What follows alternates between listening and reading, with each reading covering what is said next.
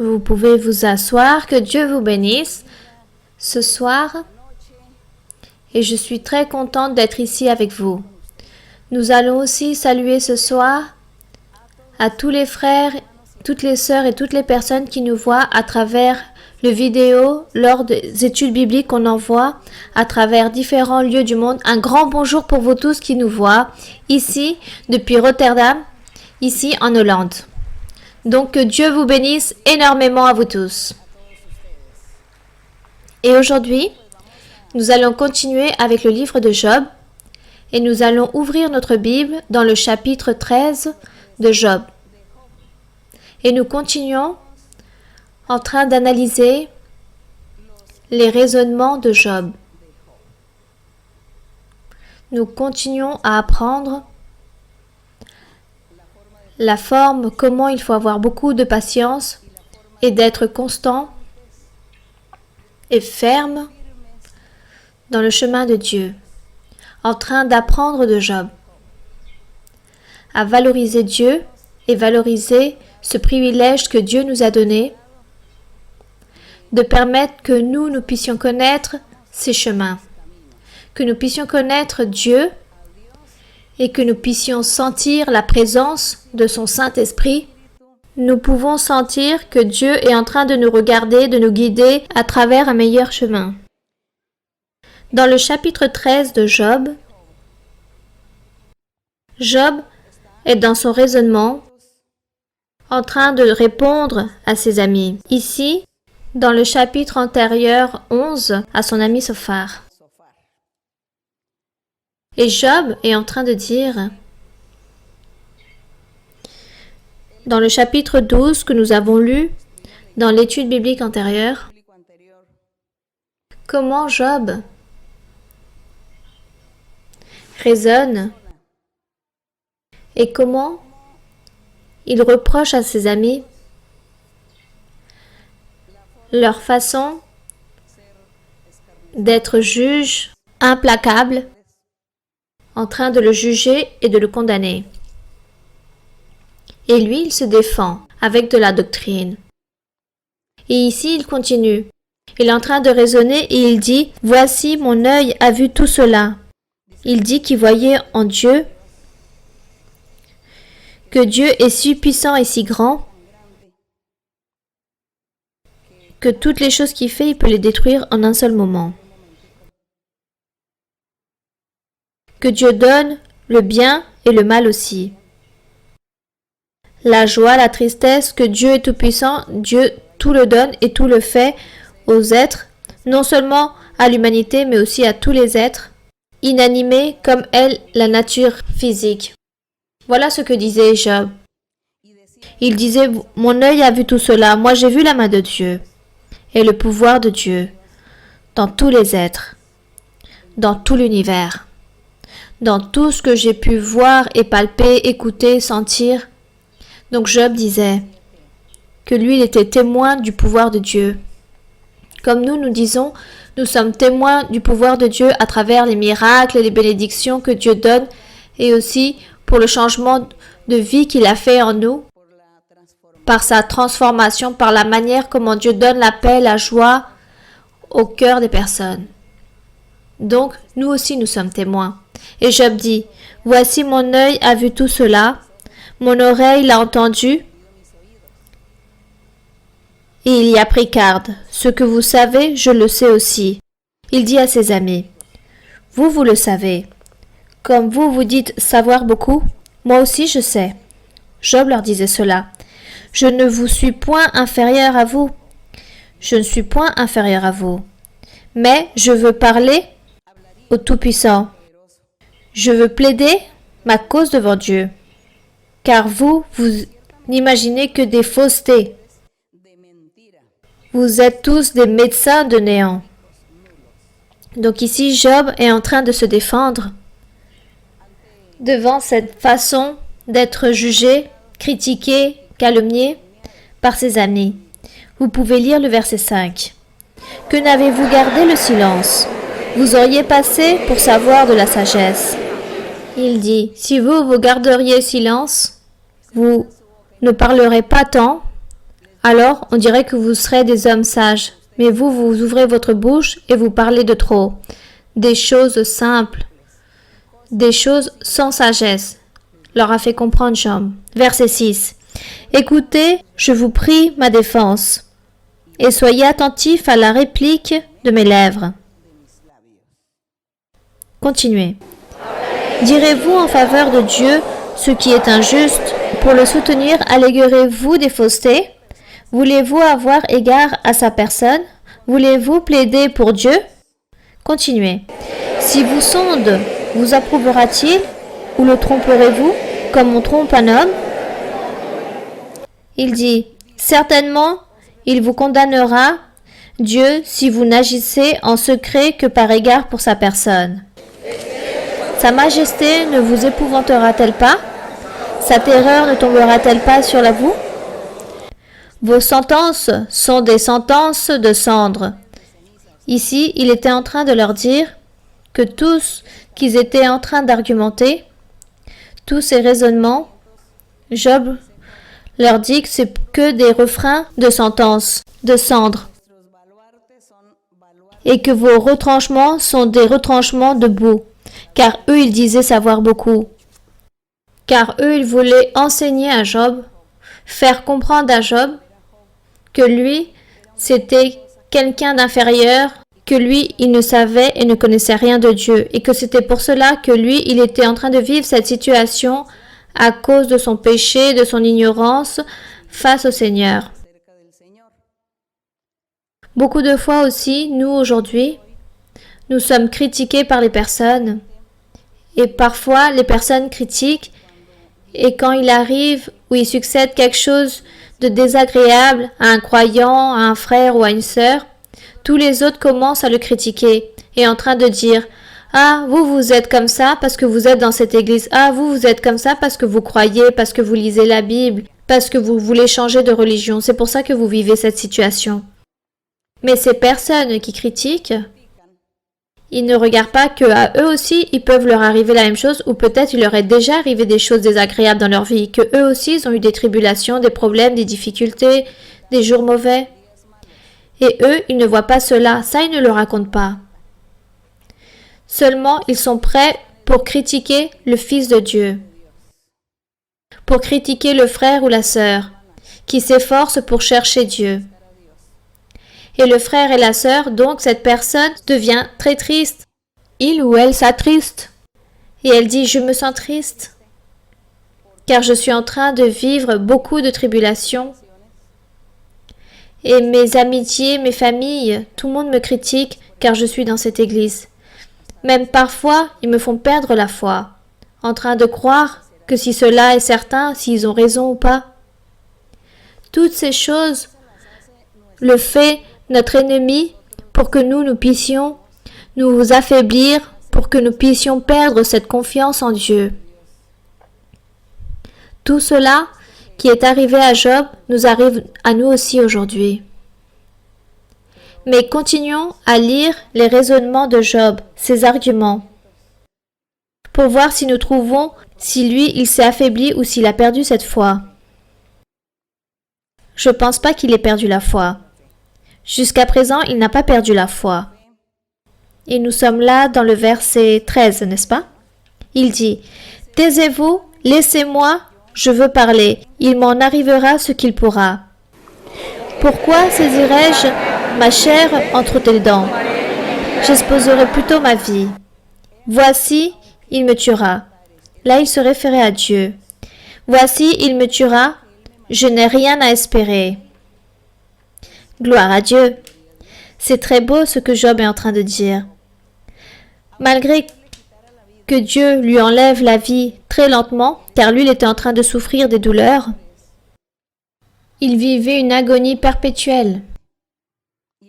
Il dit même s'il m'enlève la vie, j'attendrai en Dieu. Nous devons aussi dire la même chose. Nous aimons Dieu dans l'abondance et dans la pauvreté, dans la santé et dans la maladie, dans la vie, dans la mort, dans les choses bonnes ou mauvaises, dans la joie, dans la tristesse. nous aimons notre Dieu et nous continuons vers l'avant dans le chemin de Dieu et nous honorons le nom du Seigneur. Amen. C'est cela. Il dit, en lui j'espérerai, mais devant lui je défendrai ma conduite. Il dit, moi je vais défendre mon chemin, ma conduite devant Dieu. Car Job se connaissait. Job savait que lui, il avait fait des choses droites, des choses justes devant Dieu tous les jours de sa vie. Et c'est pour cela qu'il dit, moi, je vais me défendre. Je vais me défendre de vous, mes amis implacables, ceux qui sont en train de me critiquer, de me lancer des calomnies, ceux qui m'injurent, mais moi, je vais me défendre. Car moi, je sais qui je suis, comment j'ai vécu, et Dieu connaît ma vie. Tout cela le disait Job. Et c'est très beau que nous aussi, aujourd'hui, nous puissions apprendre à vivre cette vie droite, cette vie sainte devant Dieu, pour qu'un jour, nous aussi, un jour, nous pourrons dire, je vais me défendre dans mon chemin que j'ai vécu avec Dieu, car moi, je considère que j'ai vécu une vie droite, agréable devant Dieu. Et que nous aussi, nous puissions dire la même chose. Nous voulons nous défendre, car nous sommes justes, nous sommes droits. C'est cela, et que Dieu se sente fier de nous. Ça, c'est très beau, car Dieu s'est senti très fier de Job. Et ici, dans le verset 16, vous pouvez le lire. « Cela même peut servir à mon salut, car un impie n'ose paraître en sa présence. Écoutez, écoutez mes paroles. Prêtez l'oreille à ce que je vais dire. Me voici prêt à plaider ma cause, je sais que j'ai raison. »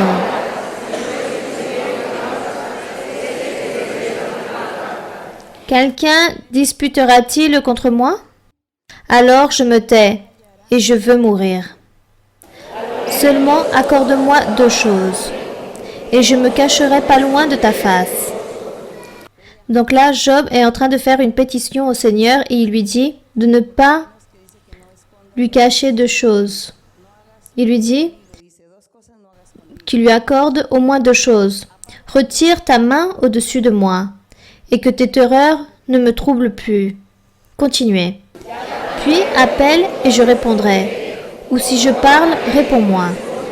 Donc il lui fait des pétitions et il lui demande, il le supplie, qu'il va invoquer le nom du Seigneur et que le Seigneur lui réponde. Que Dieu ne se cache pas de Job, de sa clameur, de sa pétition ou de sa prière, qu'il ne se cache pas, mais que Dieu soit là, attentif, pour lui donner une réponse. Voilà ce que Job espérait de Dieu. Il avait cette espérance que Dieu allait lui répondre. Après, une fois qu'il est parlé, une fois qu'il est raisonné, qu'il s'est défendu et qu'il est argumenté, donc il attendait la réponse divine, car il disait « Moi, je fus un homme juste, moi j'ai fait des choses bonnes devant Dieu. Moi, je me rappelle pas avoir fait quelque chose de mauvais. » Ça, c'était son raisonnement. Donc, continuons avec le verset 23. Continuez à lire. « Quel est le nombre de mes iniquités et de mes péchés? Fais-moi connaître mes transgressions et mes péchés. » Et lui demande au Seigneur, « Fais-moi connaître mes péchés, car moi, je m'en souviens plus. Je ne me suis pas rendu compte si j'ai péché, si j'ai offensé, mais toi, dis-le-moi. » Et dans le verset 24, « Pourquoi caches-tu ton visage et me prends-tu pour ton ennemi ?» Donc Job demande au Seigneur, « Est-ce que tu es en train de me voir comme si j'étais ton ennemi? Ne cache pas ta face, réponds-moi, parle-moi. » Car le Seigneur avait cessé de donner des révélations à Job. Les patriarches, dans l'époque d'avant, comme eux ils étaient prophètes, eux ils étaient des gouverneurs de leur peuple, de leur tribu, Dieu leur parlait à travers des rêves, à travers des visions et des révélations. C'était la manière comment Dieu leur parlait à ses patriarches. Et Job, durant tout ce temps qu'il était dans sa tribulation, dans sa maladie, il n'a pas eu de révélation de Dieu. Et c'est pour cela qu'il dit que Dieu s'est éloigné et que Dieu était sûrement fâché et s'était converti en son ennemi. Job était devenu l'ennemi de Dieu et que c'est pour cela que Dieu ne lui parlait plus, ne lui répondait plus. Et Dieu a testé Job de cette façon en laissant un temps sans lui donner de révélations. Mais c'est pour ça que maintenant Job est en train de lui réclamer « Réponds-moi, parle-moi ». Continuons dans la lecture où il dit dans le verset 25 « Veux-tu frapper une feuille agitée? Veux-tu poursuivre une paille desséchée ?» Lui, il se compare, Job se compare à une feuille agitée ou à une paille desséchée. Il dit « Moi, je suis ainsi, et toi, tu t'inquiètes tant pour une feuille qui tombe d'un arbre ?» Job est en train de dire cela à Dieu. Et nous, parfois, lorsque nous prions pour sensibiliser le cœur de Dieu, apprenons et nous disons au Seigneur, « Seigneur, mais qui suis-je? Qui suis-je dans l'univers? Même en utilisant tous les appareils qu'utilisent les astronautes pour voir les étoiles ou les planètes, même en mettant tout cela, nous, on peut être notoire dans l'univers. On ne peut pas dire que nous sommes un point, car nous sommes 1000 fois plus petits qu'un point. Et de cette façon, nous disons au Seigneur, « Qui suis-je, Seigneur, pour que tu puisses me voir? Qui suis-je? Pour que tu puisses m'écouter, pour que tu puisses me faire des promesses. Qui suis-je pour être là, devant ta présence, et toi, en train de me faire des promesses merveilleuses et en train de me donner des ordres et en train de me dire que je continue vers l'avant, que je vais te servir. Tu vas me donner des choses spirituelles. Qui suis-je, Seigneur? » Ça, c'est notre prière.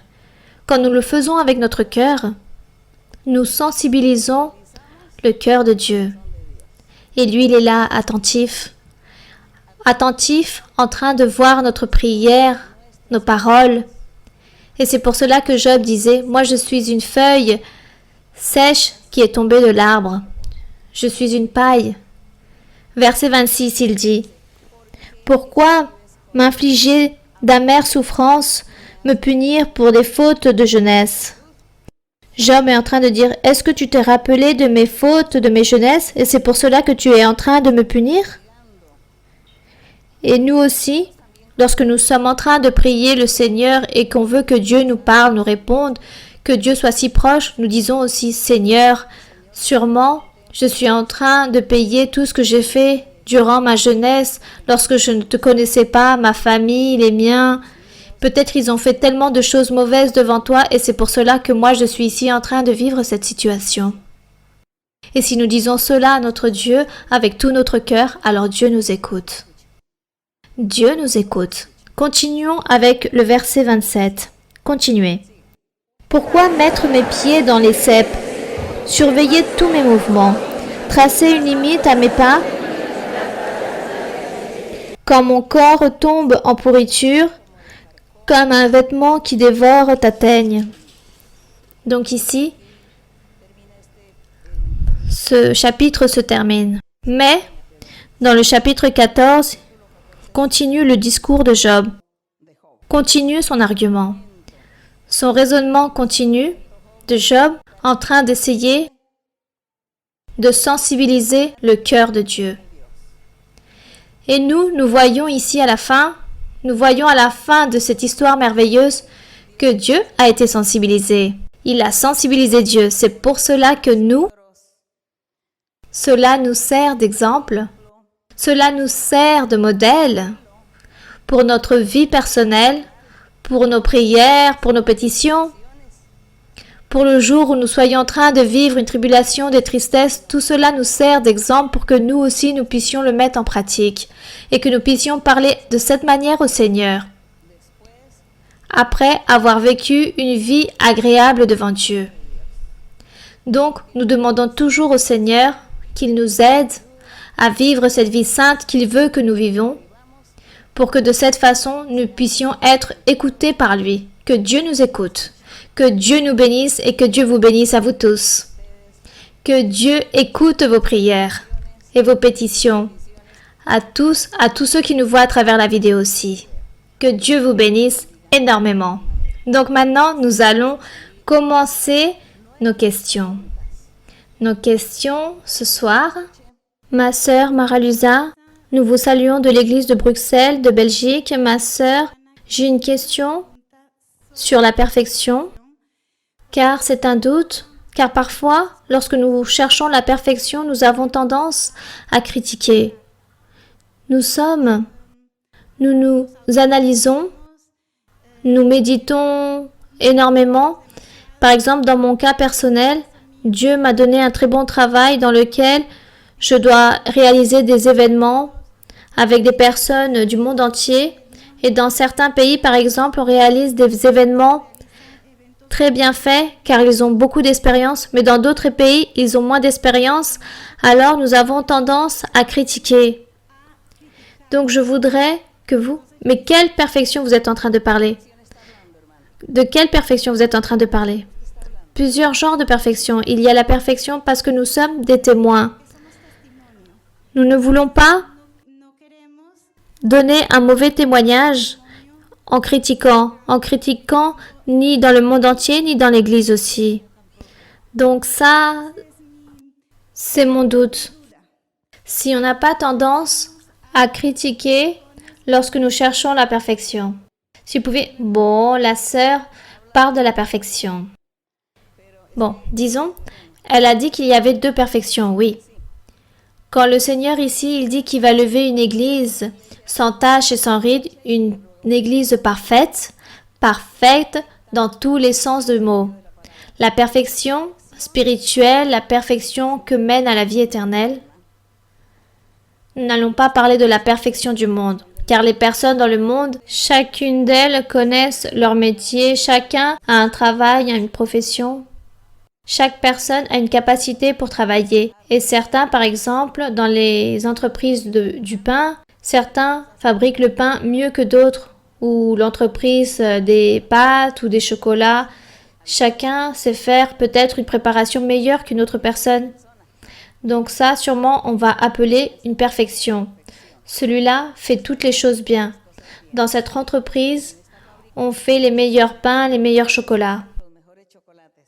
Bien, on va pas parler de cela. On va parler de la perfection de notre vie spirituelle. Comment vous êtes capable d'avoir des valeurs, des vertus, des qualités et comment vous êtes capable de faire les choses bien, d'être juste, d'être droit en faisant toutes les choses bien avec sagesse, avec intelligence, avec de la conscience, avec de la connaissance, avec de la prudence. Comment vous êtes capable de mettre à travailler l'honnêteté, la sainteté, l'intégrité, l'humilité, la simpleté et de gérer la doctrine du Seigneur. Toutes ces choses le fait une seule personne que nous pouvons dire qu'elle est en train de chercher la perfection ou elle est arrivée à un degré de perfection. Car toutes les choses, elle le fait bien. Car cette personne est prudente. Car elle ne blesse personne. Elle n'offense personne. Car elle n'a pas d'envie contre personne. Car il n'y a pas de rancune dans son cœur. Car elle ne fait pas du mal aux autres. Car elle n'est pas ambitieuse. Car elle ne trompe pas, elle ne ment pas. Ça, c'est de la perfection. Ça, c'est la perfection. En plus, elle connaît beaucoup de doctrines. Car elle a lu beaucoup la Bible, elle a entendu, elle a compris beaucoup de connaissances, elle a beaucoup de doctrines. Et Dieu, comme c'est une personne droite et juste devant lui, alors Dieu est en train d'enseigner aussi. Il est en train de la capacité dans la connaissance de sa parole. Et là, on voit une personne parfaite. Voilà ce que nous appelons être parfait. Et qui sait gérer les tentations, les tromperies de l'ennemi, les difficultés. Elle sait gérer tout cela avec de la sagesse. Elle ne revient pas en arrière. Elle ne se démotive pas. Elle ne s'irrite pas. Elle ne se met pas en colère, ni elle se déceptionne pas du chemin de Dieu, mais au contraire, elle continue vers l'avant. Elle continue vers l'avant, comme disait ici l'apôtre, vers l'avant dans le chemin de la perfection, et ne pas rester là en train de stagner, au contraire, progresser chaque jour qui passe. Ça, c'est la perfection. Ça, c'est ce que nous sommes ici en train de chercher. Et c'est pour cela que nous aussi, nous apprenons dans les études bibliques, car nous sommes en train de lire la Bible. Et ici, la Bible, nous trouvons tous les pas qui nous mènent à être parfaits. Et c'est pour cela qu'à chaque fois, nous répétons la même chose et nous répétons encore. Et nous parlons de la même chose. Que la sainteté, que faire le bien, être juste, faire les choses droit, être prudent et sage, être humble et simple, pas de rancœur, pas de colère. Toujours nous disons la même chose pour que nous n'oublions pas cela, pour que toujours nous l'ayons présent dans notre être et qu'à chaque fois nous essayons de plaire à Dieu dans tous ces sujets. Ça, c'est la perfection. Et ça, c'est ce que nous sommes en train de chercher ici. Être parfait.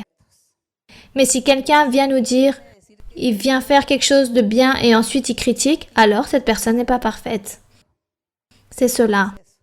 Donc la perfection doit être dans notre vie spirituelle. Elle doit avoir un rapport avec la simpleté et l'humilité, la patience, la tolérance. Tolérer les personnes, respecter les personnes, avoir une bonne éducation. Tout cela, ce sont les pas de la perfection. Que Dieu nous aide, n'est-ce pas? Que Dieu permette que nous puissions arriver là-bas, à ce but, que nous ne restons pas là à la moitié du chemin, mais que nous continuons jusqu'à là-bas. Amen. Voilà ce que nous demandons tous les jours à notre Dieu, qu'il nous aide à arriver au bout, à accomplir tous ces objectifs que nous nous sommes proposés dans notre vie pour être avec Dieu dans l'éternité. Continuons vers l'avant avec une autre question. Oui, mon frère. Geliefde zuster Marie-Louisa, een hele fijne avond en welkom hier in Nederland. Ma sœur Marie-Louisa, une très bonne soirée pour vous. Bienvenue ici en Hollande et que Dieu vous U bénisse. verblijdt ons heel erg met uw bezoek hier in Nederland. Nous sommes très joyeux grâce à votre visite ici en Hollande. Het was een belofte van de Heer dat ik voor zijn geliefde dienares zou staan en haar een vraag mocht stellen. C'est une promesse du Seigneur. Il disait que j'allais être face à sa servante et aujourd'hui je vois la promesse de Dieu accomplie. Beste zuster Marie-Louisa, als u mij toestaat, zou ik deze vraag met alle respect en liefde die u verdient, u willen stellen. Ma sœur Marie-Louisa, si vous me le permettez, je veux vous poser une question avec beaucoup de respect, avec beaucoup de révérence, si vous me le permettez, ma sœur. Zuster, ik weet dat onze vijand heel erg sluw is. Ma sœur Marie-Louisa, nous savons que l'ennemi est très astucieux. En ik vraag mij af hoe het kan als iemand die al jaren bij ons in de kerk is, Et moi, je me demande comment est-ce possible lorsqu'une personne a tant de temps dans l'Église, die gedoopt is met de Heilige Geest en zelfs de gave van profetie bezit, que aussi elle peut avoir le baptême avec le Saint-Esprit en plus des dons spirituels, en waarvan hij jaren voor de Heer heeft gewerkt op deze manier. et que de cette façon, même avec les dons que le Seigneur lui a donnés, elle a travaillé dans l'Église durant beaucoup d'années. Hoe kan het, zuster, dat deze persoon uiteindelijk toch nog besluit om de kerk te verlaten en hoe kunnen we dit voorkomen? Dank u wel. Dank u wel. Ma sœur Marie-Louisa, comment est-ce possible que cette personne, de tant d'années en train de servir le Seigneur, part de l'Église? Comment cela puisse être possible et comment nous pouvons éviter cela pour que cela ne nous arrive pas dans notre vie spirituelle? Merci beaucoup, ma sœur. Le Seigneur, lorsqu'il enseignait à ses apôtres, il leur disait « Beaucoup sont appelés et peu sont élus ». Et aussi les apôtres, à travers les révélations du Saint-Esprit, ils ont été là en train d'enseigner. Ils insistaient beaucoup par rapport à la présence et la fidélité de la personne dans la congrégation. La fidélité dans le chemin de Dieu. Et nous, Ne regardons pas vers les côtés ni en arrière, beaucoup moins. Mais au contraire, continuons vers l'avant. Car s'ils commencent à regarder sur les côtés les personnes, nous restons là, nous perdons notre temps et sûrement on va se contaminer. Chacun d'entre nous, continuons vers l'avant, en train de confier en Dieu, de croire en lui, en train de chercher la vie éternelle, le salut, en train d'apprécier et de valoriser ce que Dieu a établi en face de nous. C'est un salut si grand. À part des bénédictions spirituelles et des choses matérielles qui puissent nous donner dans notre vie. Valorisons cela et continuons. Car le Seigneur Jésus, il a enseigné que dans l'église ou dans la congrégation allaient venir beaucoup de personnes. Mais à tous, on ne va pas leur dire église. Et que beaucoup allaient venir et en train de participer des dons spirituels. Et le Seigneur a donné l'exemple, je ne sais pas si vous l'avez déjà lu, quand le Seigneur a dit « Seigneur, n'avons-nous pas prophétisé par ton nom? Et n'avons-nous pas fait beaucoup de miracles par ton nom ?» Et le Seigneur leur dit « Et moi, je vous répondrai la chose suivante. Je ne vous ai jamais connu. Retirez-vous de moi, vous qui commettez l'iniquité, parce que vous n'avez pas fait la volonté de Dieu. » Et cela, sûrement, arrivera à certaines de ces personnes que le frère mentionne. Peut-être il a vu certaines personnes qui ont un certain temps dans l'Église, qui ont déjà les dons spirituels, et que ces personnes sont parties et ne sont plus revenues. Sûrement, ces personnes, il va lui arriver ces choses-là, ce que le Seigneur Jésus a dit. En ton nom, nous avons prophétisé. En ton nom, j'ai fait beaucoup de choses. Mais tu n'as pas fait la volonté de Dieu. Les commandements de Dieu est continuer jusqu'à la fin. Car il dit qu'il faut être fidèle jusqu'à la mort. Ça, dit le Seigneur, c'est l'enseignement du Seigneur, être fidèle jusqu'à sa mort. Pour qu'il puisse nous donner quoi? La couronne de vie. Donc, c'est triste que les personnes restent à la moitié du chemin ou au commencement du chemin. Prions et demandons à Dieu pour que nous, jamais il va nous arriver ces choses-là. Que jamais vous allez vous fatiguer d'aimer Dieu. Ne vous fatiguez jamais d'assister à l'église, de lire la Bible, de prier. Ne vous fatiguez pas. Ne vous affaiblissez pas, jamais. Le monde ne va pas vous offrir la meilleure chose. Au contraire, le monde ne va rien vous offrir. C'est Dieu qui donne tout. Et vous, soyez courageux. Efforcez-vous. Soyez intelligents. Les intelligents arrivent au but.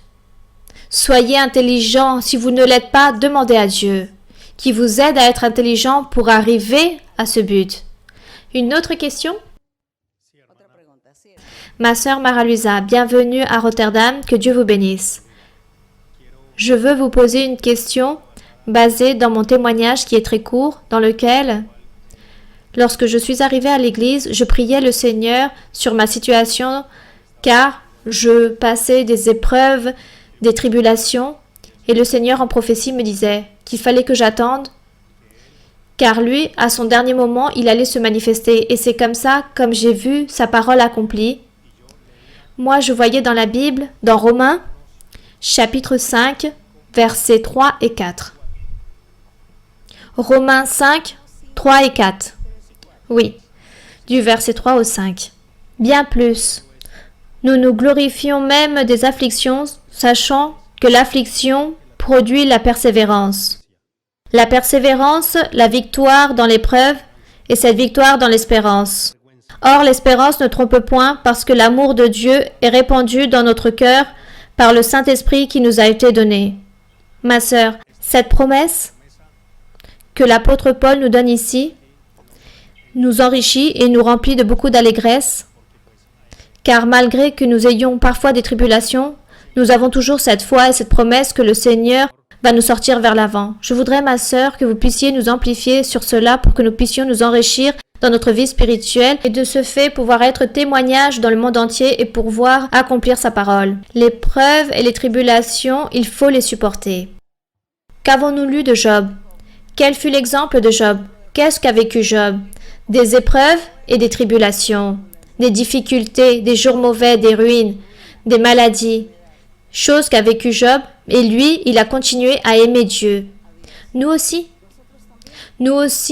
nous devons continuer à aimer Dieu au milieu des tribulations, des difficultés, des jours mauvais, des maladies, ou des pauvretés, ou des critiques, ou des injures, ou calomnies, peu importe ce qui arrive. Nous devons être pareils, aimer Dieu par-dessus toutes les choses, par-dessus toutes les circonstances de la vie. Aimer Dieu. C'est cela qu'il nous a dit. Aimer Dieu par-dessus tout. Il dit même par-dessus nous-mêmes. Ça, c'est ce qu'il faut faire. Et de cette façon, lorsque nous aimons Dieu, alors Dieu va nous aider à pouvoir supporter les tribulations. Dieu nous aidera à supporter les épreuves. Il nous aide et tout terminera et tout finira et viendra ensuite la paix, la bénédiction, la liberté, l'abondance, tout viendra. Donc simplement, c'est aimer Dieu et continuer. Continuer et ne pas se stagner dans notre vie là au milieu de la tribulation ou du problème. Mais juste être confiant en le Seigneur. C'est juste ça ce qu'il faut faire mes frères. Bien, continuons, oui. Ma sœur Mara-Luisa, bonsoir. Recevez un très grand bonjour de l'église de Bruxelles, de Belgique, ma sœur. Merci beaucoup pour ce que vous vous dédiez envers nous. Et je veux vous poser une question dans le deuxième livre de Pierre, 2:4. Deuxième livre de Pierre, chapitre 2, 4. Oui.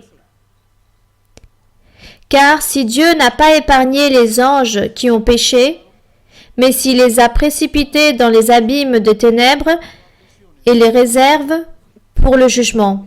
Il dit que Dieu n'a pas pardonné aux anges qui ont péché, oui.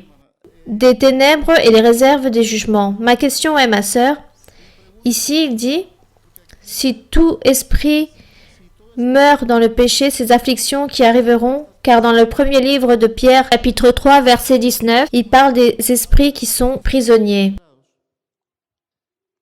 Oui, donc il dit, dans le verset 4, du deuxième livre de Pierre, chapitre 2.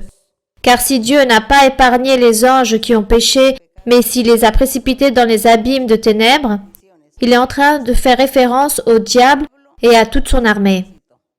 Le diable et toute son armée se sont convertis en des démons. Le diable et les démons. Car eux, ils étaient des anges, mais une fois qu'ils se sont rebellés contre Dieu, alors ils sont devenus des démons, en des mauvais esprits. Voilà ici ce qu'est en train de dire le verset 4, que Dieu n'a pas pardonné ces anges qui ont péché, mais au contraire qu'il les a précipités dans les abîmes de ténèbres et les a réservés pour le jugement.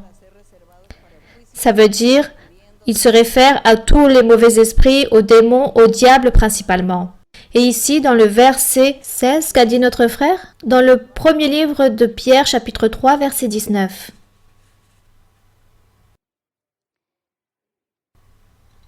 Il dit, dans lesquels aussi il est allé.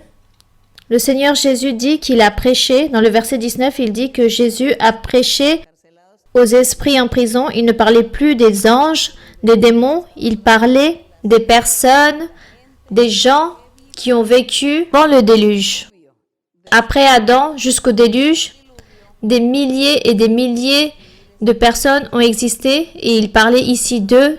Dans le verset 19, lorsqu'il dit que le Seigneur Jésus, dans les 3 jours, lorsqu'il est mort, pendant ces 3 jours, il est parti prêcher aux esprits en prison, qui autrefois avaient été incrédules lorsque la patience de Dieu se prolongeait au jour de Noé pendant la construction de l'arche dans laquelle un petit nombre de personnes, c'est-à-dire 8, furent sauvées à travers l'eau. Ces personnes qui n'ont pas voulu croire en la prédication de Noé et qui ne se sont pas repentis. Donc Dieu ne les a pas pardonnés et ces gens sont morts lors du déluge.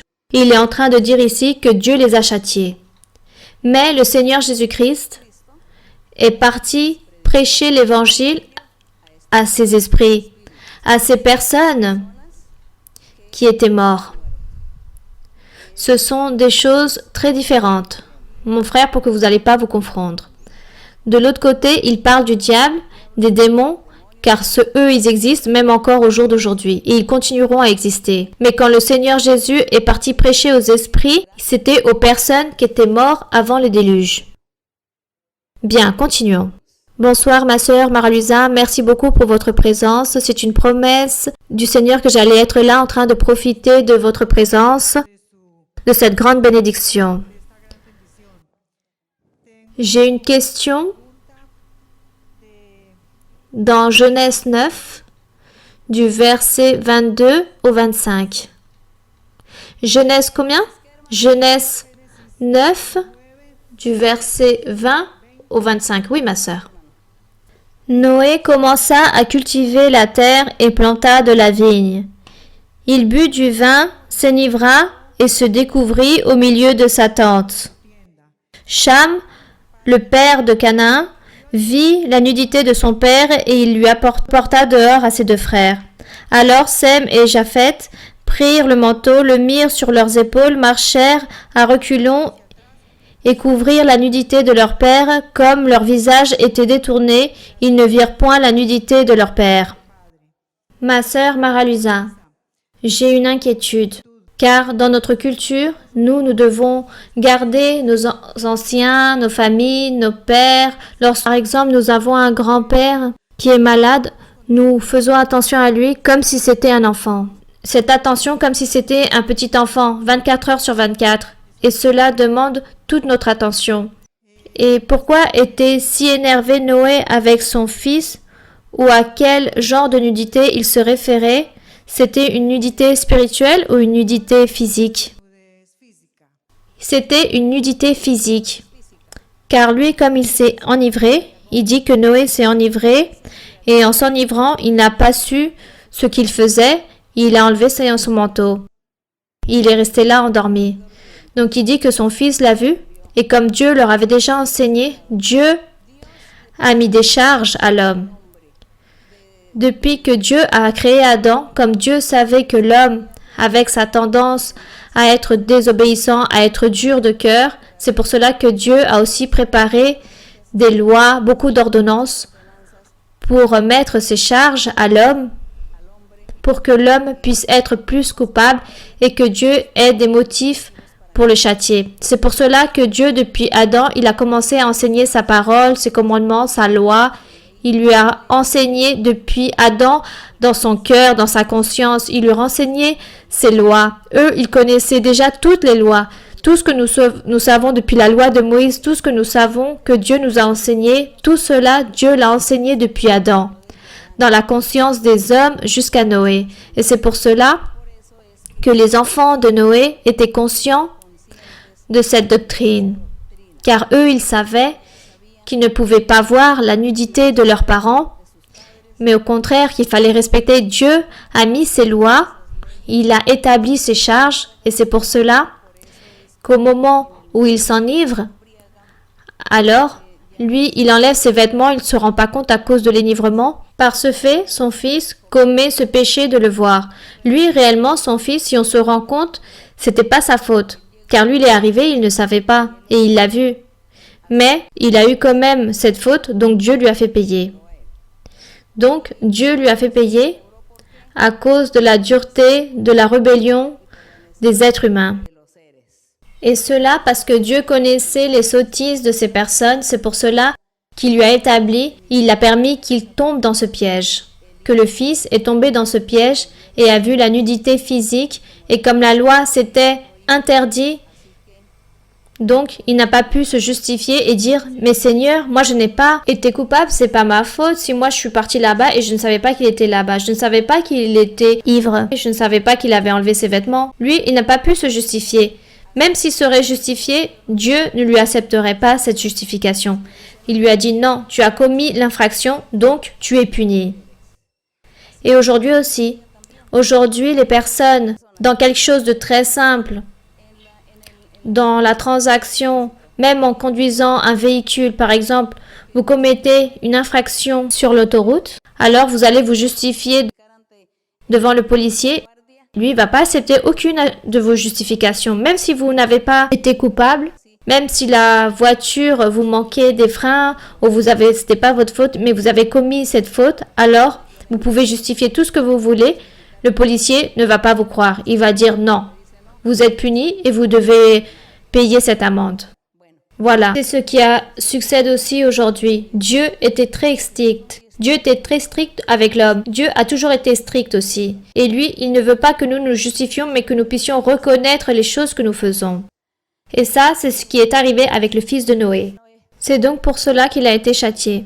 Car il l'a vu, et la loi et le commandement, c'était interdit. C'était un péché que les enfants puissent voir la nudité de leurs parents. Voilà ce qui est arrivé. Aujourd'hui, c'est peut-être d'autres coutumes, d'autres cultures. Aujourd'hui, il y a des lieux où tout le monde marche nu sur les plages, dans les piscines, dans les lieux publics. Les personnes vivent dans la nudité et personne ne se préoccupe pour cela. Dieu sait qu'est-ce qu'il fera avec chaque personne. Mais pour Dieu, aujourd'hui, le plus important, c'est que les personnes puissent connaître Dieu. Qu'ils puissent connaître tout d'abord Dieu et ensuite connaître les commandements et tout ce qu'il leur donne. Amen. C'est cela. Bien, continuons. Ma sœur, bonsoir, que Dieu vous bénisse. Je voudrais vous poser une question, ma sœur, être très bref. Je prends juste comme exemple, dans Lévitique 16, dans le verset 4.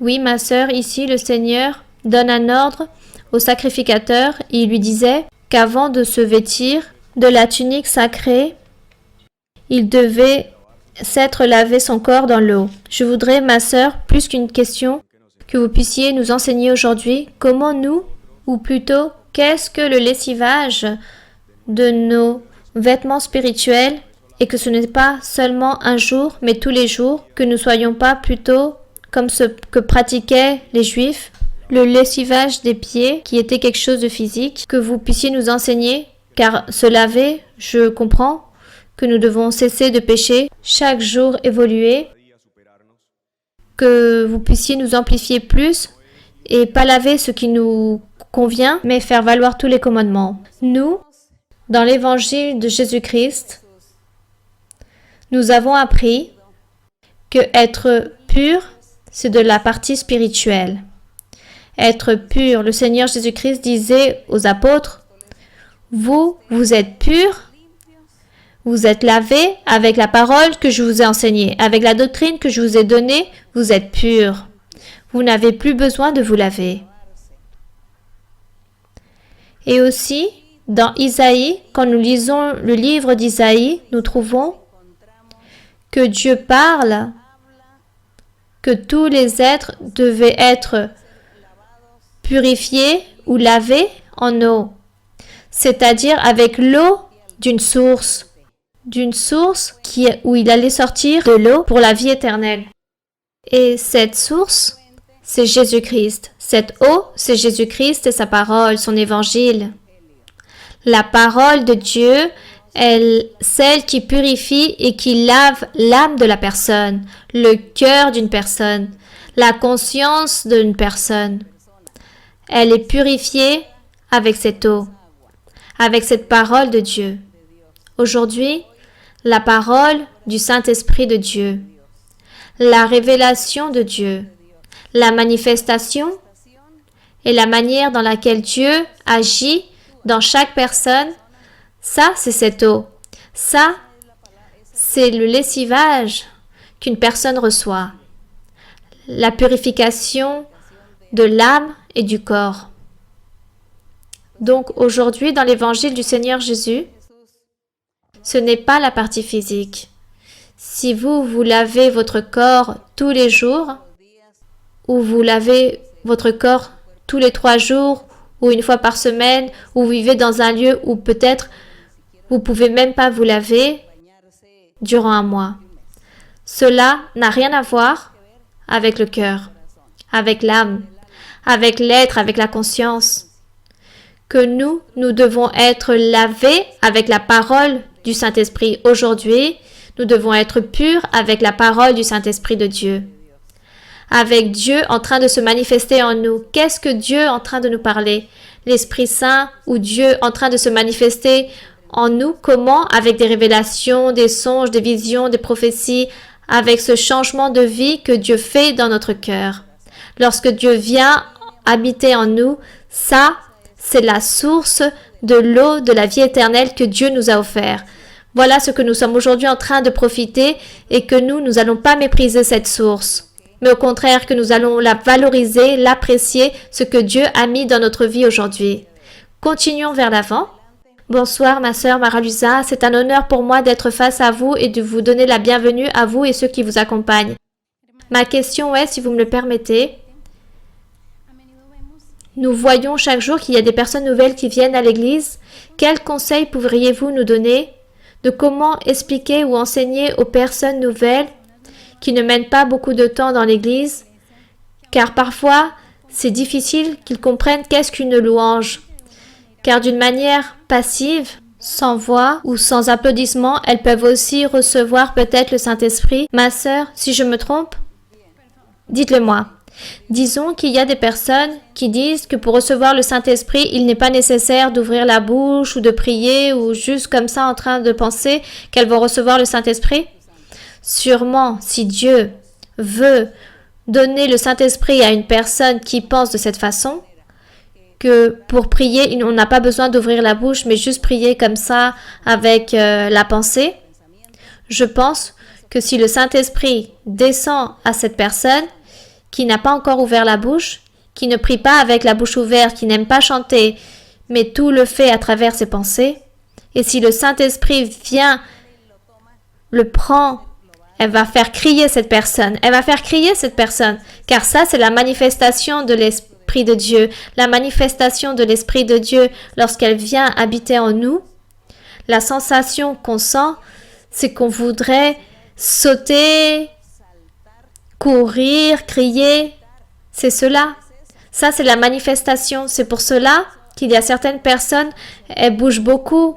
Elles sautent, elles bougent, elles font sauter même les bancs. D'autres sautent. D'autres crient à voix haute. Car ça, c'est la manifestation. Car venir une portion si petite du Saint-Esprit de Dieu dans notre vie, notre corps ne le résiste pas. C'est pour cela que cette manifestation vient comme ça et la personne commence à crier, à prier, à chanter avec allégresse, avec beaucoup de jouissement. Ça, c'est la manifestation de l'Esprit de Dieu. Alors, comment serait ici ce jour de Pentecôte qu'il dit, quand le Saint-Esprit est venu, on aurait dit qu'il y a eu comme un tremblement de terre, qu'il y a eu un bruit comme celui d'un vent impétueux, que toutes les maisons tremblaient comme s'il y avait un tremblement de terre, car ça c'est le pouvoir de Dieu. Le pouvoir du Saint-Esprit vient et on dit que tous ont commencé à parler en langue, à prophétiser, ils ont commencé à crier. Et c'est pour cela que toutes les personnes ont commencé à critiquer en disant qu'ils étaient ivres. Ivres. Car ça c'est la manifestation. C'est pour cela que nous, lorsque nous allons au culte de louange, lorsque nous sommes dans la louange, nous parlons à haute voix, nous prions le Seigneur, nous louons le Seigneur avec des paroles très jolies, car lorsque viendra le Saint-Esprit, nous sommes déjà prêts, car si vous êtes là avec la bouche fermée, alors vous n'allez pas donner la liberté au Saint-Esprit. Il faut donner la liberté en train de prier, chanter, c'est cela. Donc, oui, il y a beaucoup de personnes qui critiquent, mais il faut leur apprendre. Il faut leur apprendre, car dans d'autres dénominations, car eux ils disent, mais dans ma dénomination, dans l'église où j'ai été, c'est pas comme ça. Là-bas, le seul qui prie, qui loue, c'est le pasteur. Personne n'ouvre la bouche. Et nous disons, oui, c'est très bien. Là-bas, personne n'ouvre la bouche, personne prie, mais le Saint-Esprit se manifeste. Non, pas du tout, il ne se manifeste pas. Et c'est pour cela, car s'il se manifesterait, le Saint-Esprit, alors tous crieraient, sauteraient, ils feront de tout, ils danseraient, car ça c'est la manifestation du Saint-Esprit. Le Saint-Esprit de Dieu fait que nous bougeons, qu'on ne reste pas tranquille. Voilà ce qu'il faut enseigner aux personnes. Qu'ils ne critiquent pas, qu'ils cherchent, s'ils veulent avoir Dieu en eux, vaut mieux pas qu'ils critiquent, mais au contraire qu'ils prient. Ils verront qu'un jour ils vont recevoir cette expérience, ils vont sentir cela et donc ils vont comprendre mieux tout cela. Continuons. Oui, ma sœur. Bonsoir ma sœur, bienvenue ici à Hollande, les frères et sœurs, nous vous passons le bonjour, nous vous attendons très bientôt. La question est, quand nous avons déjà des expériences des langues spirituelles et de l'interprétation de langues ou de dire que nous, lorsque nous parlons en langue, vous parlez déjà en langue? Oui ma sœur. Mais ma question est, cette personne de l'interprétation de langue, la personne qui est à côté de moi qui peut interpréter ce que je parle en langue, ce don que le Seigneur lui a donné et à beaucoup de frères et sœurs. Comment? Car on peut dire que c'est un don qui n'est pas visible, car si la personne ne le dit pas, personne ne va savoir que ce don existe. Ou du moins, ce qui se passe, c'est que sont très peu ceux qui ont reçu ce don. Ils sont pas beaucoup. Ceux qui ont reçu le don d'interprétation de langue. Et comme d'interprétation n'est pas là présent, alors les personnes parlent en langue lorsqu'elles sont dans les cultes de louange, car généralement, les langues, c'est les jours de louange en train de prier le Seigneur, donc c'est là où vient le Saint-Esprit se manifester et les personnes commencent à parler en langue. Et l'autre est en train de parler en langue et personne ne comprend, car Dieu n'a pas donné le don d'interpréter. Donc, de toute façon, on donne la liberté, on parle en langue, pas à voix si haute pour ne pas interrompre les autres, mais juste à voix basse. Et après les langues, parfois vient la prophétie. Mais l'interprétation de langue, c'est un don que Dieu a donné aux personnes, mais ce n'a pas été très visible, disons pas très commun, c'est plus commun le don de la prophétie que le don d'interprétation de langue. C'est pour cela qu'il est dit que le don de la prophétie est plus importante car elle sert pour édifier, c'est-à-dire pour prophétiser aux personnes. Alors que les autres dons sont aussi importants, mais ils édifient plus la vie spirituelle par le don de la prophétie. Donc le don d'interprétation de langue, c'est aussi un don. Je connais des personnes à qui Dieu leur a donné cela, mais ils sont très peu. Donc que faire? Demander à Dieu. Demandez à Dieu les dons spirituels. Ainsi disait l'apôtre Paul, il disait « Demandez les dons spirituels ». Mais aussi « Vivez une vie sainte, une vie droite devant Dieu ». Voilà ce qu'il disait, l'amour. Vivre une vie sainte, droite, c'est vivre l'amour, car il disait que l'amour était plus important, car si une personne avait tous les dons, mais n'avait pas d'amour, n'avait pas cette vie sainte et droite devant Dieu, alors de rien lui servaient les dons. Bien, continuons. Bonsoir ma sœur Marie-Louisa, bienvenue à vous, à votre époux, ici en Hollande. Nous vivons ici dans l'église et dans la Bible, dans l'Antiquité, eux ils avaient ces grands prophètes et devant nous, aujourd'hui nous avons la prophétiseuse du Tout-Puissant et je voudrais vous poser une question basée dans l'évangile de Jean. Dans Jean, quel chapitre? 8, chapitre 8, verset 56. Donc, évangile de Jean, chapitre 8, 56. Le Seigneur Jésus parlait aux Juifs et il leur disait « Abraham, votre père, a tressailli de joie de ce qu'il verrait mon jour. Il l'a vu et il s'est réjoui. » Ma question est, ce jour-là, ce fut le jour où il donna la dîme au roi Melchisédek, lorsque Abraham se jouit lorsqu'il vit le Seigneur Jésus. Oui, ça nous le trouvons dans Genèse, lorsqu'il dit que Abraham s'est joui de voir le jour le Seigneur Jésus, il l'a vu. Et il dit dans Genèse que Abraham est parti vainqueur d'une nation. Il dit qu'il s'est retrouvé avec des rois, un roi appelé Melchisédek, dit le roi de Salem, et que Abraham a donné la dîme de tout ce qu'il avait possédé là-bas dans cette bataille, et que ce roi de Salem était le même Seigneur Jésus-Christ. Mais Abraham ne s'est pas rendu compte. Il ne savait pas encore qui il était. Il savait que c'était quelqu'un de très important, quelqu'un divin, et c'est pour cela qu'il lui a donné la dîme de tout à ce roi de Salem. Donc le Seigneur Jésus, c'est pour cela qu'ici, Dieu a donné l'enseignement que Abraham s'est joui lorsqu'il m'a vu, car ce jour-là, ils se sont rencontrés. C'est pour cela que dans Hébreu, il dit que son sacerdoce vient du roi Melchisédek. C'est le même Melchisédek qui est venu à l'encontre avec Abraham et Abraham lui a donné la dîme de tout. Bien, continuons. Oui. Bienvenue ma sœur Mara-Luisa ici en Hollande. Nous sommes tous très heureux de vous avoir ici. Ma sœur, avant tout, je souhaite vous présenter mes excuses car je n'ai pas su vous défendre comme la leader de l'Église, car des choses ont été dites. Comment vous dire?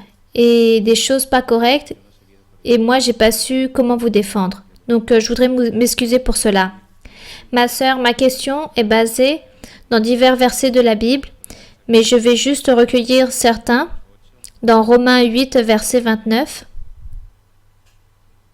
Romains 8, verset 29. Oui. Je peux lire? Oui. Car ceux qu'il a connus d'avance, il les a aussi prédestinés à être semblables à l'image de son Fils, afin que son Fils fût le premier-né entre plusieurs frères. Et aussi, ma sœur, dans Genèse 4, où il parle la Bible, qu'Adam a connu sa femme Ève. Par la suite, elle a engendré un fils nommé Noé. Et là est la question, ma sœur, à la primogéniture. Caïn, autant que chair, fut la primogéniture, disons, de toutes les personnes qui sont nées, car il fut le premier qui est né, donc le premier-né, et le Seigneur Jésus-Christ est notre primogéniture spirituelle. Donc là, il y a un grand mystère, il y a un grand secret, disons, car nous sommes tous premiers-nés, dédiés pour faire comme lui, de faire les choses correctes, la justice. Donc je voudrais que vous puissiez m'éclaircir un peu ce point-là par rapport à la primogéniture. Exactement, ma sœur, oui. Nous savons qu'aujourd'hui, la primogéniture n'a aucun significatif. Disons que ça n'a plus d'importance, car le Seigneur Jésus-Christ a accompli, disons qu'il a accompli cette primogéniture que Dieu a donnée dans l'Antiquité à valoriser. Il a fait que l'homme puisse valoriser, que le peuple d'Israël puisse valoriser le droit d'aînesse. C'était quelque chose de très important, la primogéniture, car le primogéniture, c'était Christ. Et comme Dieu était en train de voir vers le futur, en train de voir son primogéniture Jésus-Christ, c'est pour cela que le Seigneur aussi, au peuple d'Israël, il leur a enseigné cela, cette importance du droit d'aînesse. Mais ce n'était pas tant pour eux, mais pour le futur, car ils savaient que Jésus-Christ, autant que primogéniture, allait être le premier qu'allait mourir et ressusciter. Donc il disait que ce fut le premier homme qui est mort et qui a ressuscité dans l'Évangile, dans la foi. Et ensuite, tous, il dit que tous, nous allons mourir et nous allons ressusciter. Nous mourrons dans leur semblance du baptême en eau et nous avons ressuscité en Jésus-Christ car nous avons cru en lui. Donc nous sommes ressuscités. Donc cette primogéniture physique qui a existé dans l'Antiquité, aujourd'hui, elle n'a plus d'importance car Jésus-Christ fut celui qui a accompli avec cette promesse, cet symbolisme, avec cette typologie. Et lui, il fut la primogéniture. Et lui, maintenant, les choses matérielles, ça ne compte plus. Aujourd'hui, ne vous inquiétez pas pour les primogénitures ou pour les héritages. Maintenant, c'est la partie spirituelle. Dans la partie spirituelle, c'est là que nous devons nous inquiéter beaucoup. Pas tant dans les choses matérielles de la vie. Nous en avons besoin pour que notre corps physique puisse se soutenir. Mais aujourd'hui, il est très important les choses spirituelles. Mener une vie droite et sainte et juste devant Dieu pour ensuite arriver là-bas à vivre avec Dieu dans l'éternité. Maintenant, toutes ces choses matérielles et physiques qui a existé dans l'Antiquité, aujourd'hui, elles n'ont plus cette même importance. Mais oui, aujourd'hui, nous sommes en train de lutter pour que notre vie soit plus agréable devant Dieu.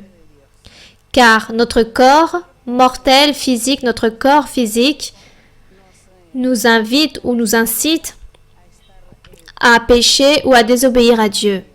Peut-être en ne croyant pas ou en n'aimant pas le Seigneur ou en ne suivant pas le Seigneur. De cette façon, notre chair nous incite dans tout cela et c'est pour cela que nous devons nous agenouiller, dire à notre chair « Non, Je vais aimer Dieu, je vais faire la volonté de Dieu, je vais plaire à Dieu. Voilà, nous pouvons faire cette autorité morale sur nous, sur ce corps physique. Et maintenant, tous les droits d'aînesse, les primogénitures, toutes ces choses-là sont restées en l'arrière dans l'Antiquité. Continuons. Oui. Bonsoir, ma sœur Mara-Luisa, que Dieu vous bénisse. J'ai une question, ma sœur, dans Hébreux 10, 25, où il dit « N'abandonnons pas notre assemblée, comme c'est la coutume de quelques-uns, mais exhortons-nous réciproquement, et cela d'autant plus que vous voyez s'approcher le jour. » Ma sœur, je voudrais s'il vous plaît que vous puissiez m'expliquer cela. Dans Hébreux, merci ma sœur. Donc dans Hébreux 10, le Seigneur Jésus-Christ est en train de parler. Il est en train de dire que c'est un sacrificateur et le seul chemin qui mène à la vie éternelle, le seul chemin qui nous mène à Dieu le Père, c'est Christ. Donc ici, dans le verset 21, il dit « Et puisque nous avons un souverain sacrificateur établi sur la maison de Dieu, c'est-à-dire Jésus-Christ, approchons-nous. » L'apôtre nous invite ici, il dit « Approchons-nous avec un cœur sincère, dans la plénitude de la foi, les cœurs purifiés d'une mauvaise conscience et le corps lavé d'une eau pure. » Lorsqu'il parle ici du corps lavé d'une eau pure, ça veut dire la doctrine du Seigneur, la parole du Saint-Esprit en nous. Verset 23. Retournons-nous fermement la profession de notre espérance par celui qui a fait la promesse est fidèle, c'est-à-dire Jésus-Christ ou Dieu. Et considérons-nous les uns sur les autres pour nous exciter à la charité et aux bonnes œuvres. Veillons-nous les uns les autres, cela veut dire qu'entre nous tous, nous devons nous valoriser, nous devons nous aider et nous devons être là en train de nous consoler et en train d'enseigner les uns les autres, en train de prier pour les uns les autres, pour qu'il y ait cette union du Saint-Esprit, cette chose de Dieu en nous. Et c'est pour cela que dans le verset 25, dans certaines Bibles, il est écrit « N'abandonnons pas notre assemblée » comme dans cette Bible où il dit « N'abandonnons pas notre assemblée car certains ont la coutume de faire cela car ils ne sont pas revenus à se réunir autant qu'Église, mais qu'ils sont revenus en arrière. Ils sont partis en arrière et ne sont plus jamais revenus à la congrégation à louer et glorifier Dieu. » Donc c'est pour cela qu'il dit « N'abandonnons non pas notre assemblée, mais exhortons-nous réciproquement, et cela d'autant plus que vous voyez s'approcher le jour du Seigneur, ou du moins le jour de la mort de la personne. Car si nous mourons, comment allons-nous être devant Dieu lorsque l'amour viendra nous surprendre? Donc, que le Seigneur vienne ou que nous mourrons, nous devons être prêts. Donc, cette congrégation, c'est que nous devons nous réunir autant qu'Église. Regardez qu'ici, ils ne disent pas de cesser de venir à l'église ou ne venez plus à l'église ou l'assemblée. Cela veut dire que vous ne devez pas cesser de chercher Dieu, au contraire, d'être dans les cultes, dans les louanges, dans la prière, car c'est là où il se manifestent les dons spirituels. Dans la congrégation se manifestent les dons spirituels pour que les uns et les autres, nous puissions être en train de prier à travers l'imposition des mains, les uns en train de prophétiser, les autres en train de donner des révélations, de la doctrine, des enseignements. Et de cette façon, c'est comme ça qu'à travers cet enseignement que le Saint-Esprit a donné aux apôtres, ils ont enseigné que les personnes devaient se réunir toujours et assister pour glorifier notre Dieu, en étant ensemble, et pas le faire indépendamment chacun dans leur maison. Car sinon le diable va venir pour tromper les personnes. C'est pour cela qu'il leur a dit « Rassemblez-vous et qu'il y ait un pasteur, qu'il y ait des anciens dans l'Église qui puissent diriger ces réunions. » Voilà ce qu'il disait ici, car beaucoup de personnes recevaient les bénéfices, Dieu leur faisait des miracles, mais plus jamais ils sont revenus à se réunir et à remercier Dieu ou à glorifier Dieu ou à recevoir les dons spirituels. Et c'est pour cela que lui, il était en train de leur dire « Rassemblez-vous pour que vous puissiez recevoir les choses spirituelles. Car vous, dans votre maison, vous n'allez pas recevoir les dons spirituels. Et en plus, à qui vous allez faire partager ce que Dieu vous a donné? Car nous avons besoin de la congrégation pour prier les uns pour les autres. Donc c'est pour cela que le Seigneur a installé ce que nous appelons Église ou les églises. Nous appelons cela comme ça les congrégations, nous disons l'Église ou les églises. Mais réellement, l'Église en général, l'Église est le cœur de chaque personne. Nous sommes la réunion de tous. Nous sommes l'Église du Seigneur. Mais dans chaque congrégation, nous disons le nom de l'Église. Et nous le comprenons de cette façon. Donc, nous devons nous rassembler et ne cessez pas de vous rassembler, il dit ici. Cherchez toujours Dieu, priez Dieu et en train de travailler ce que Dieu vous a donné. Car si vous ne rassemblez pas, alors comment allez-vous faire pour servir Dieu avec les dons qu'il vous a donnés? Voilà ce qu'il veut dire ici l'apôtre dans ce verset 25 de Hébreux. Bien, continuons. Bonsoir ma sœur, je veux vous manifester ma grande admiration que j'ai pour vous en tant que femme, ma sœur. Ma sœur, ma question de la Bible se trouve dans Apocalypse 2, 17. Apocalypse 2, 17. Vous pouvez lire, ma sœur. Que celui qui a des oreilles entende ce que l'Esprit dit aux églises. À celui qui vaincra, je donnerai de la manne cachée, et je lui donnerai un caillou blanc, et sur ce caillou est écrit un nom nouveau, que personne ne connaît, ni ce n'est que celui qui le reçoit. Ma sœur, dans ce verset, j'ai deux questions. Quelle est la manne cachée?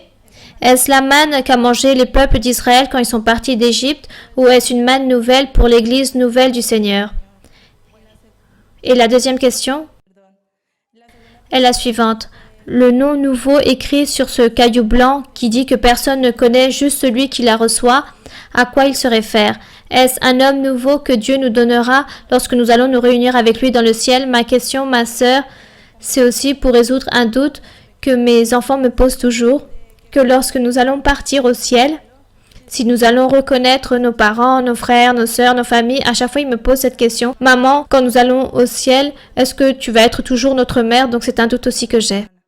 Bien, donc Apocalypse 2, 17, il dit que celui qui a des oreilles entende ce que l'Esprit dit aux églises. À celui qui vaincra, c'est-à-dire le croyant qui vaincra, le Seigneur dit, je donnerai de la manne cachée, c'est-à-dire toutes les bénédictions de Dieu. La manne, ce fut une nourriture que Dieu a donnée au peuple d'Israël lorsqu'ils ont été dans le désert durant 40 ans. Là-bas, Dieu leur a donné une manne et tous les jours, ils recevaient la manne, ils la recueillaient et avec cette manne, ils fabriquaient de la farine et de là, ils formaient beaucoup de nourriture et avec cela, ils s'alimentaient. Cette manne cachée, c'est la parole du Seigneur. C'est le même Seigneur Jésus-Christ avec son évangile, avec sa parole qui nous alimente. Il alimente notre âme, il alimente notre être. Cette manne cachée, c'est cela. Donc nous vivons en train de régner avec Jésus-Christ. Nous sommes en train de régner avec lui tant que nous soyons fidèles à lui, fermes, et que nous marchions avec lui en train de faire sa volonté. Nous sommes en train de profiter de cette manne qui est la parole du Seigneur. Et ça, c'est avoir Dieu avec nous, cette manne. Donc, il dit que celui qui vaincra, je donnerai la manne cachée et je lui donnerai un caillou blanc et sur ce caillou est écrit un nom nouveau que personne ne connaît sauf celui qui la reçoit. Donc, nous, sûrement, en ce moment, nous voyons que Dieu, à son Église, à ses croyants, il leur a dit ses fils. Dieu n'avait jamais dit les fils de Dieu juste après l'évangile du Seigneur Jésus-Christ. Du moins, là, on sait que ça, c'est un nom nouveau pour nous, être appelés fils de Dieu. Mais sûrement, ce nom, un jour, nous allons le connaître, car cela, c'est un mystère. C'est un mystère, car il dit que personne ne le connaît, juste celui qui le reçoit. Donc, sûrement, là-bas, dans l'éternité, nous allons recevoir un nom à part si Dieu est en train de révéler que son nom nouveau est ainsi. Mais pour l'instant, nous avons un nom nouveau qui est l'Église du Seigneur. Ça, c'est un nom nouveau. Fils de Dieu, ça, c'est un nom nouveau aussi. Donc, ça, ce sont les bénédictions que nous recevons de la part du Seigneur. Et par rapport, si nous, là-bas, après la mort, nous allons voir nos êtres, je pense que oui. Nous verrons les êtres. Cela dépend où iront ces êtres et où iront nous-mêmes. Je pense que là-bas, nous allons nous voir. Rappelons-nous l'histoire que le Seigneur Jésus-Christ a racontée du riche et du pauvre nommé Lazare, où il disait que le riche, il est mort, et Lazare est mort aussi, et il était là-bas dans le sein d'Abraham. Donc il y avait une division. Il y avait une grande division qui les séparait. Et ce fut quand ce riche a dit à Abraham qu'il devait envoyer Lazare, et nous voyons que lui s'est rappelé, étant déjà mort, sa personnalité, son esprit de ce riche était là-bas, palpable. Il n'était pas mort, c'est sa chair qui est morte, mais sa personnalité a continué. Et il a dit à Abraham, il lui a dit, envoie-moi Lazare. C'est parce qu'il savait, il était conscient de toutes les choses. Il lui a dit, envoie-moi Lazare pour qu'il me donne de l'eau. Et Abraham, il lui a dit, non, lui, il ne peut pas aller là où tu es. Il y a quelque chose qui nous sépare. Donc, Lazare est là en train de profiter avec moi. Et toi, tu es là-bas en train d'être tourmenté car tu es méchant. Tu as été méchant dans la vie pour avoir été un grand pécheur. Car tu n'as jamais plu à Dieu. Donc là, tu es en train de payer. Donc Lazare est là, heureux à côté de moi, il ne peut pas aller à tes côtés. Donc il lui dit, donc dis à mes frères, donc il savait qu'il avait des frères. Il lui dit, dis à mes frères qu'ils se repentissent. Envoie Lazare ou toi, il a dit à Abraham, va prêcher pour qu'ils puissent, mes frères, se repentir et qu'ils ne viennent pas là où je suis en train de souffrir et que mes frères puissent se repentir. Et Abraham, il lui a dit non. Moi, je ne vais pas aller là-bas à dire ça à tes frères, car c'est pour cela que là-bas sur la terre, ils ont la parole. Ils ont déjà la parole de Dieu. Ils ont la loi de Moïse. Ils ont les prophètes. Donc, qu'ils écoutent les prophètes, qu'ils écoutent la loi de Moïse et qu'ils se repentissent eux-mêmes. Ça, ce fut la réponse d'Abraham. Donc, nous voyons comment toutes les choses ont une conscience. Nous voyons que tous là-bas, nous allons être normaux. Nous allons avoir toute la connaissance, toutes les notions des choses. Nous allons nous rappeler de beaucoup de choses. Nous allons nous souvenir de beaucoup de choses. C'est cela. Donc, cet exemple nous sert pour que nous puissions savoir comment ça va être dans l'au-delà. Bien. Une autre question? Oui, ma sœur. Ma sœur Mara-Luisa, bonsoir, que Dieu vous bénisse. C'est une grande joie pour moi et un honneur d'être face à vous. J'attendais beaucoup d'années ce jour-là. Je voudrais, ma sœur, vous poser une question de la Bible, si vous me le permettez. Oui, ma sœur. Elle se trouve dans Apocalypse, chapitre 22, verset 2 et verset 14 dans le même chapitre. Donc, chapitre 22, 2 et 14. Oui, ma sœur. Donc, Apocalypse 22, 2, 14. Oui. Il dit, « Au milieu de la place de la ville et sur les deux bords du fleuve, il y avait un arbre de vie, produisant 12 fois des fruits, rendant son fruit chaque mois, et dont les feuilles servaient à la guérison des nations. » Dans le verset 14, il dit, « Heureux ceux qui lavent leurs robes, afin d'avoir droit à l'arbre de vie et d'entrer par les portes dans les villes. » Je voudrais, si vous puissiez m'expliquer ces deux versets. Merci. Il dit dans le verset 1, « Et il me montra un fleuve d'eau de la vie limpide. » Cette eau de vie, c'est le Seigneur Jésus-Christ. Limpide comme du cristal qui sortait du trône de Dieu et de l'agneau. Ça, c'est la parole. Cette eau de vie, c'est la parole, c'est la doctrine du Seigneur Jésus-Christ.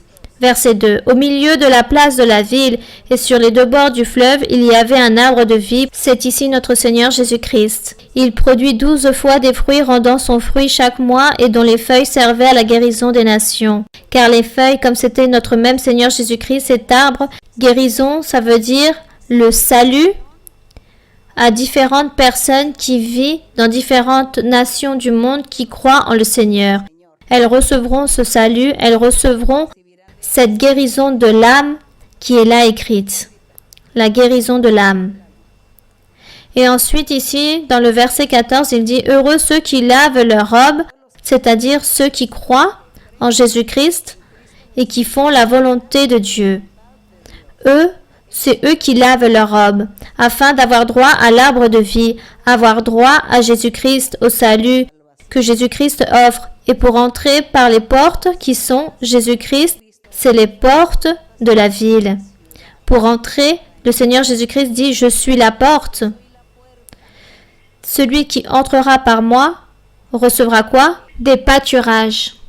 Donc ici il dit, heureux celui qui lave ses robes pour avoir droit à l'arbre de vie qui est Jésus-Christ et entrer par les portes qui est Jésus-Christ dans la ville qui est la vie éternelle, le royaume de Dieu, la vie éternelle. Donc, que Dieu nous aide, n'est-ce pas? Que le Seigneur nous aide à être ferme et à continuer vers l'avant jusqu'à la mort, pour pouvoir profiter avec le Seigneur toutes ces grandes bénédictions qu'il a pour nous, pour ses fils. Oui, mon frère. Donc, la dernière question. Goedenavond, zuster Maria-Louisa. Welkom in Nederland.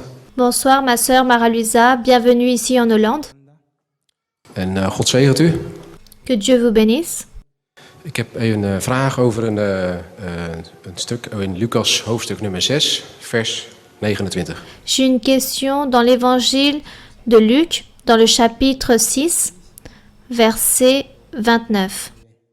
Luc 6, 29, oui. Ja. Als iemand je op de wang slaat, bied hem dan ook de andere wang aan. En weiger iemand die je bovenkleed afneemt, niet ook je onderkleed. Si quelqu'un te frappe sur une joue, présente-lui aussi l'autre. Si quelqu'un prend ton manteau, ne l'empêche pas de prendre encore ta tunique. Wat ik wil weten hierover is, ik heb zelf verschillende vechtsporten gedaan, wat ik nu niet meer doe, maar eigenlijk weer zou willen beoefenen. Ce que je veux savoir, ma sœur Mara-Luisa, moi, avant, je faisais du sport qui a à voir avec les arts martiaux et maintenant je le fais plus et je voudrais savoir. En ik heb ook een dochter en mijn vrouw is zwanger van een tweede meisje. En ik zou willen weten of het, wat uw mening erover is, als ik en ik ook later mijn dochters een vechtsport zullen gaan doen om zichzelf te kunnen leren verdedigen. Wat haar mening erover is. Moi, j'ai une épouse et mon épouse est enceinte et j'ai aussi une fille qui est déjà née et je voudrais savoir si c'est bien que ma famille, mon épouse et mes filles pratiquent les arts martiaux. Est-ce que cela serait correct? Om zichzelf te kunnen verdedigen en het zelfvertrouwen te krijgen wanneer ze alleen op straat lopen of iets dergelijks. Pour pouvoir se défendre dans n'importe quelle situation. Nos principales armes, c'est Dieu. C'est lui qui nous garde et nous protège. J'ai entendu beaucoup de témoignages de personnes qui les attaquent ou qui vont les séquestrer ou qui vont lui faire des choses mauvaises et Dieu fait apparaître des gardiens, fait apparaître par exemple la police. Le Seigneur fait cela, garde et protège ses fils. Donc nous, si on se considère fils de Dieu, alors soyons confiants que Dieu va nous garder et nous protéger. Les sports, parfois il y a beaucoup de choses que nous faisons pour le sport, il y a beaucoup de disciplines où le corps s'utilise d'une manière ou d'une autre. Cela peut être très intéressant. L'apôtre Paul disait que cela pouvait être intéressant. L'exercice physique, oui, c'est très intéressant, mais pas si important comme la vie spirituelle. Il disait cela à Timothée car c'était un jeune, effectuait beaucoup de sport et il lui disait qu'il fallait qu'il se dédie plus des choses spirituelles à apprendre de Dieu au lieu de faire tant d'exercices physiques car cela ne va pas faire profit à son âme pour rien de cela. Mais c'est pas parce que ça soit mauvais, c'est pas un péché. Les personnes, ceux qui peuvent pratiquer leur sport, c'est bien, mais gardez-vous car parfois les sports font que les personnes restent invalides. Bon, cela des fois c'est dangereux aussi. C'est pour cela que l'apôtre disait que cela ne donnait aucun profit. Vous dites que vous avez utilisé un sport, ne commencez pas à penser à cela. Dieu va vous guider, Dieu va vous enseigner et Dieu vous dira si c'est bon ou mauvais pour vos filles. Chaque jour apporte sa précipitation, dit la Bible. Chaque jour il y a un souci, c'est-à-dire Chaque jour, il y a quelque chose de différent dans la vie de chacun. Parfois, nous faisons des plans et les choses ne se donnent pas comme nous le voulions. Il y a des choses qui se présentent très différentes à ce que nous voulions. Sûrement, Dieu intervient et change nos plans. Donc, de la même façon, ne vous inquiétez pas si les filles vont faire ou étudier ou vous pratiquer le karaté ou pas. Ne vous inquiétez pas, Dieu va vous enseigner. Vous allez le comprendre par la suite ou dans le moment et vous allez prendre une décision. Continuez, cherchez les choses spirituelles, en train de croire en Dieu, en train de prier, lire, apprendre de la doctrine, essayer de plaire à Dieu et de lui servir un jour et Dieu va se charger de toutes les autres choses qui sont très petites. Ce sont des choses petites pour lui et Dieu va vous guider. Ne vous inquiétez pas. Bien. Bonsoir ma sœur, que Dieu vous bénisse. Merci beaucoup pour l'opportunité que vous me donnez. Je sais que c'est la volonté de Dieu que je peux vous poser cette question. Ma question, c'est par rapport aux visions. Maintenant que le Seigneur nous guide à travers des visions, des songes, les songes peuvent être aussi interprétés. Et ma question est, si les visions aussi peuvent être interprétées? Non, pas à chaque fois les visions peuvent être interprétées. À chaque fois, ce sont des expériences spirituelles que Dieu donne à la personne. Parfois, Dieu donne une vision très claire, très précise, mais d'autres fois, non. Donc souvent, les visions, ce sont difficiles à les interpréter et Dieu ne dit pas qu'il y ait une interprétation de vision.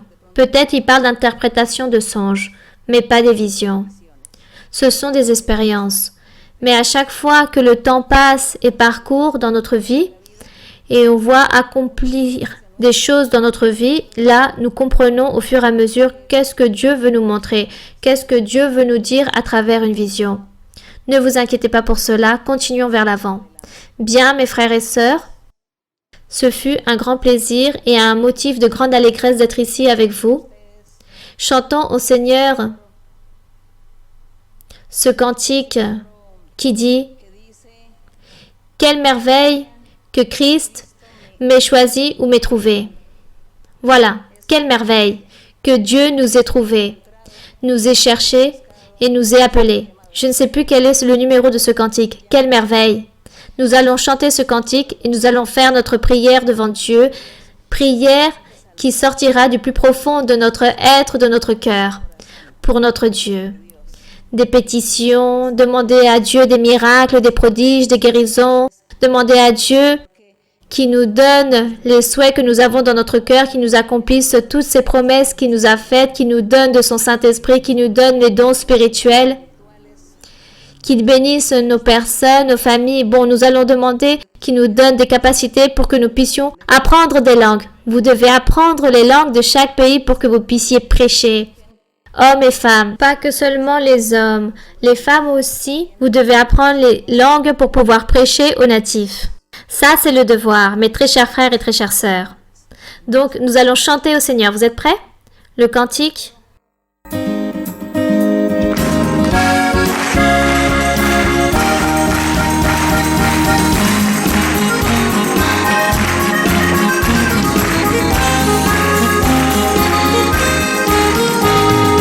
Qué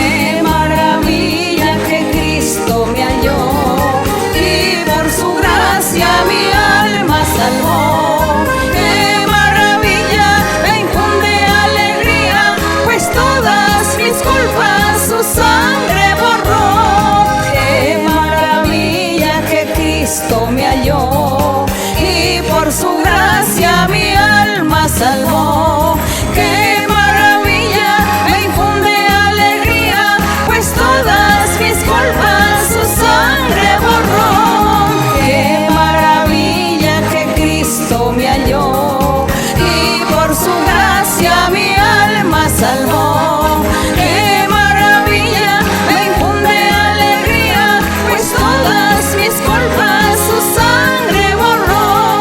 Qué maravilla que Cristo me halló y por su gracia mi alma salvó. Qué maravilla, me infunde alegría, pues todas mis culpas su sangre borró. Béni soit le nom de notre Dieu. Père Saint, merci Seigneur.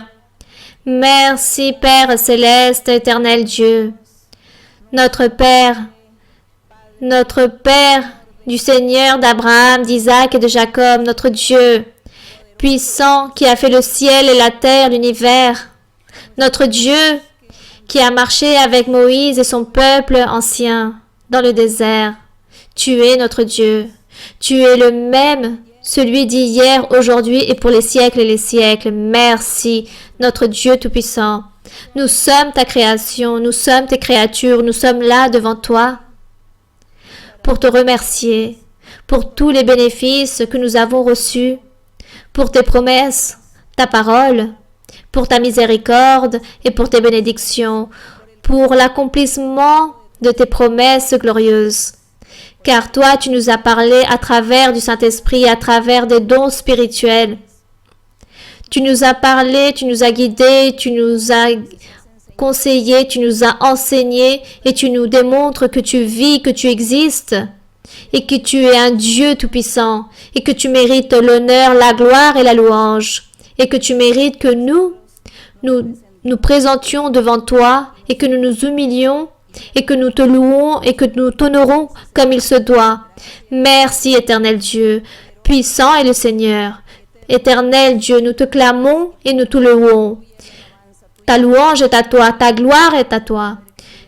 Bénis, Seigneur, Père Saint, à travers ta présence, à tous ceux qui nous voient à travers la vidéo et tous les frères et sœurs ici qui sont réunis, que tu tendes ta main toute puissante, miraculeuse, en train de faire des guérisons et en train de couper des liens, des chaînes, en train d'enlever des liens, de détruire toute malédiction, en train d'enlever toute chose mauvaise, toute iniquité, toute chose réalisée par ton ennemi, et que tu puisses bénir à chacun d'entre eux, que tu puisses les préparer, que tu puisses préparer leurs pensées, leur cœur, pour que eux ils puissent comprendre ta doctrine véritable, pour que eux ils puissent te suivre, te servir et qu'ils puissent faire ta volonté. Bénis chacun d'eux, mon Seigneur, et que leurs prières arrivent devant ta présence. Que lorsque eux, ils sont en train de te clamer, de prier, en train de te demander des choses, mon Seigneur, que tu sois là, prêt, mon Seigneur, pour les écouter, pour les bénir et pour leur donner la prospérité et leur donner cette consolation et accomplir leurs souhaits, toutes leurs pétitions que eux, ils ont devant toi. Leurs pétitions, qu'elles soient spirituelles ou matérielles, la nourriture, les vêtements, le toit, toutes les guérisons aussi dans leur corps, la libération dans leur corps et aussi du côté spirituel, que tu sois, Seigneur, en train de verser le pouvoir de ton Saint-Esprit, que tu envoies le pouvoir de ton Saint-Esprit, envoie le pouvoir et le baptême avec ton Saint-Esprit à tous tes fils et envoie aussi, Seigneur, les dons spirituels, ainsi comme le jour de la Pentecôte. Que tu verses, Seigneur, et que tu te manifestes, Seigneur, avec ton Saint-Esprit, avec ton pouvoir, avec tes dons. Et que tu sois en train de les revêtir chacun avec un pouvoir, en train de les remplir avec ton pouvoir spirituel et en train de les libérer et en train d'enlever tout mauvais esprit qui les empêche de continuer vers l'avant à certaines personnes. Sors vers l'avant et enlève tout mauvais esprit des mentalités des personnes. Libère-les, Seigneur. Purifie-les, Seigneur, et enlève toute malédiction et regarde ces personnes qui sont là, malades, qui ont des douleurs constantes, Seigneur. Je te demande, Seigneur, que tu tends ta main et que tu fasses des miracles, Seigneur. Enlève cette douleur, enlève la tristesse, mon Seigneur, car tu es venu, mon Seigneur, pour enlever ces douleurs, pour donner des guérisons, pour donner de la paix, pour donner de l'allégresse, pour libérer et donner de la consolation. Supplie toute nécessité, mon Seigneur, car tu as envoyé ton Seigneur Jésus-Christ pour nous donner cette consolation, cette paix, cette allégresse, cette joie, ce repos. Aide-nous, Seigneur, pour enfin reposer en Jésus-Christ. Béni soit notre Seigneur. Donne-leur ce soulagement. Et ceux qui souffrent de douleur, Seigneur, de souffrance et de tristesse, cette amertume, Seigneur, enlève toute douleur physique, enlève toutes ces douleurs physiques et sois en train de guérir. Et aussi, Seigneur, l'abattement des âmes. Réveille l'allégresse en chacun d'eux. Réveille en eux ce Saint-Esprit dans chaque vie. Donne-leur cette joie, cette liberté, cette sagesse, cette intelligence, cette connaissance de ta parole et de ta vérité. Merci, éternel Dieu. Au nom du Seigneur Jésus-Christ, ton Fils aimé, gloire à Dieu. Merci Père Saint, au nom de Jésus-Christ. Béni et louange au nom de notre Seigneur. Gloire au Seigneur. Merci, nous remercions le Seigneur pour ses bénédictions, pour sa miséricorde et pour toutes les bénédictions que le Seigneur va vous donner.